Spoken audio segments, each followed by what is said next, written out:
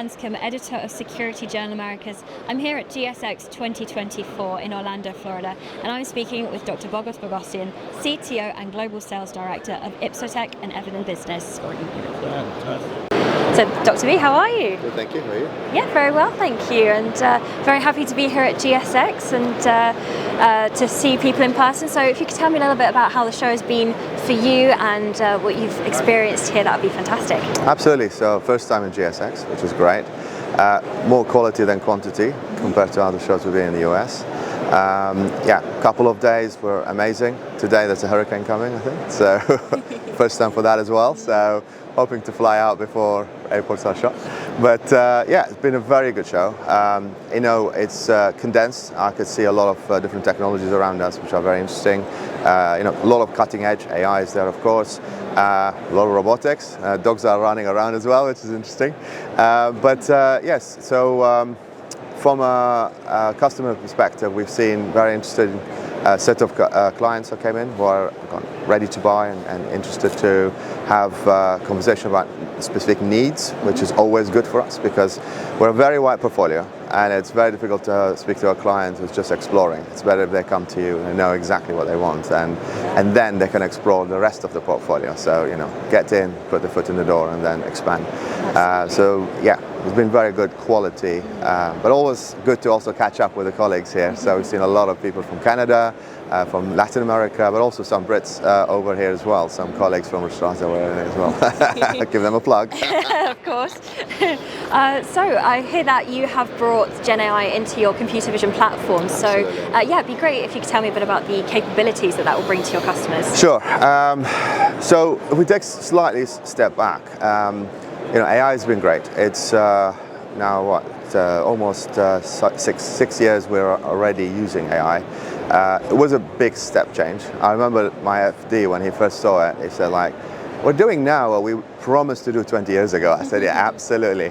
And it's night and day difference on what our computer vision was able to do. So not only performance, quality, accuracy, but also the new use cases that are brought in that were not possible. So we had a lot more clients' confidence in the technology in general, not us, but in the market. Yeah. Now, GenAI is yet another big step forward. So the way it goes around solving problems, it's a bit more like what we do as humans. And this is where it brought a new dimension altogether. So, it's not about let's teach it a lot of things that it can do and it, take months of data labeling, etc. And then you go into a project.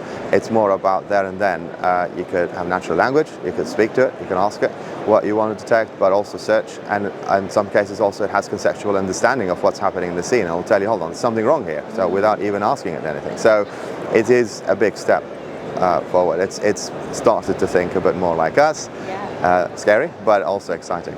Absolutely. So what sort of users or markets can benefit most from this technology?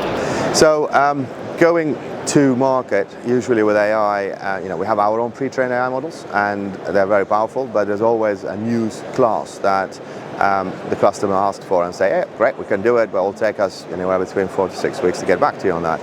With GenAI, you could just simply use natural language and say, please detect those objects, and there you go. And it's a configuration on the spot, immediate answer, rather than spending 4 to 6 weeks doing specific training. That's one area.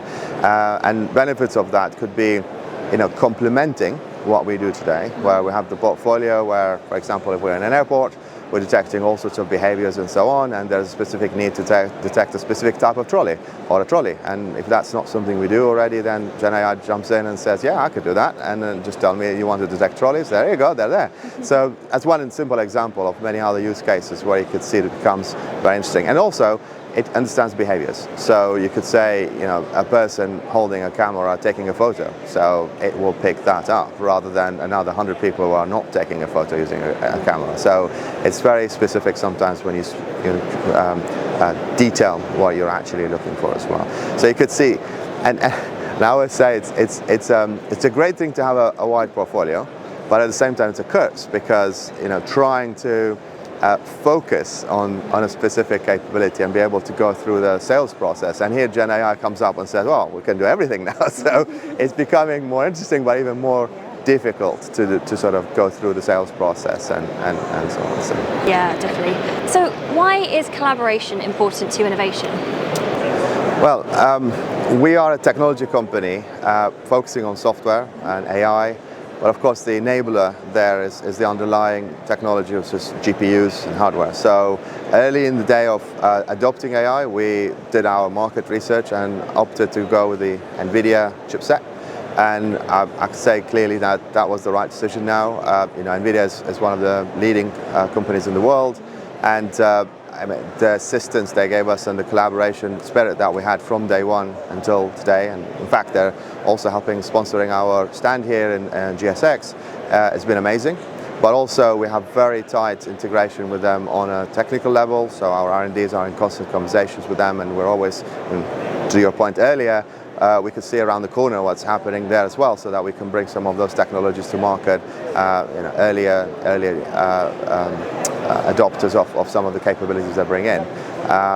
The last thing to say is to route to market as well. So this partnership also took us to clients that you can see the NVIDIA and Ipsotek logo together, and then give us the accreditation that we need to be operating on an enterprise level, where our partnerships, NVIDIA is of course one important one, but also other similar partners around the world have given us that endorsement to take us to those heights. Fantastic. So what is next in the pipeline for Ipsotek? So we're always looking for what's around the corner from the technology perspective. We have a team, we call them the Blue Sky team, a bit like our shirt. They are focused on what is going to be in the next 6 months or the next year. So I'll be telling if I really tell you what's going on, but it's an exciting team that we lock them in, we don't let them out until they come up with some interesting capabilities for us. And definitely more interesting uses of GenAI that are coming around the corner. One flavor of it is 100% automated deployment of the technology, because that's always been a challenge in computer vision, and especially now the larger the deployments are becoming, and they are. I remember when we first started the company, we used to get excited about 10-channel system, or 10-camera system that we sold. Now we're talking about thousands. Okay, we have projects that are 8,000 plus streams being analyzed. We did that for the World Cup, by the way, 2 years ago. So imagine configuring 8,000 streams, and this is why we want 100% automation, where GenAI knows what's wrong and will tell you. Or even when you are deploying specific needs, you can use GenAI and other AI capabilities to understand, this is a motorway, I know what rules I need to run. A person shouldn't be on the road unless there's an accident, and so on and so forth. So these can be fully automated, and then it becomes easier for our clients to roll out, easier for our operations team to maintain, and the technology will expand and sell in volume. So that's the direction we're going. Fantastic. So where will you be taking this next? Well, Ryan keeps a very short leash on me, so I'll be back in the UK for a day and then off to Saudi Arabia. We have Intersect Saudi then, and very excited to be on a partner stand there. And Saudi is very close to my heart. I've been looking after it since 2010, so looking forward to going back and seeing my colleagues. But also, it's a market that's expanding very fast. The government there the royal family has invested big time into infrastructure, into all sorts of projects that we're involved in, and we're looking forward to supporting them further and going to the next layer. Amazing. Well, thank you so much. It's lovely to speak with you. Very nice to meet you.